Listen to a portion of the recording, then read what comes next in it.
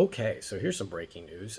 Joe Biden has just issued pardons for a bunch of people right at the last hour. And that includes Dr. Anthony Fauci and the January 6th committee, as well as a couple of other people. So this means three things. One is probably a good one, and two are very, very bad.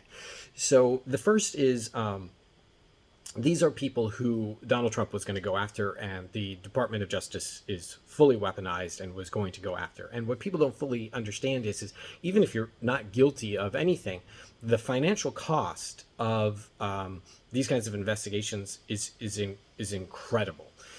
So say like someone like Fauci, who presumably doesn't have all that much money, right? If he ends up under indictment and investigation, he's got to hire lawyers. This hurts him, it hurts his family. So even though it's highly likely that they would find him guilty of nothing, that there's no there, it would be very, very difficult for his family. And the same would be true of like the January 6th committee. So, okay, they have in fact been pardoned, which means that they don't have to worry about that. So that's yay, good for them. Okay, the two things that are very worrisome.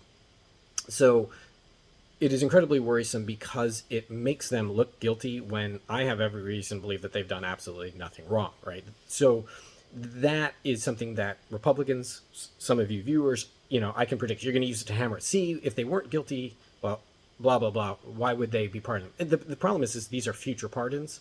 So that leads to the third major concern, and this is the biggest thing. So Donald Trump in his presidency had considered pardoning himself and pardoning other people who were involved in his attempt to undermine the election.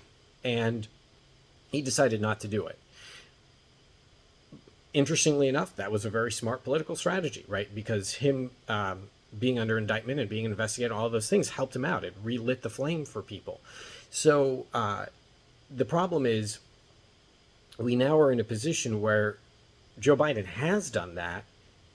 And these are pardons where they have clearly said this is not about crimes they've committed. These people have committed no crime. It is to protect them from prosecution by the federal government in the future.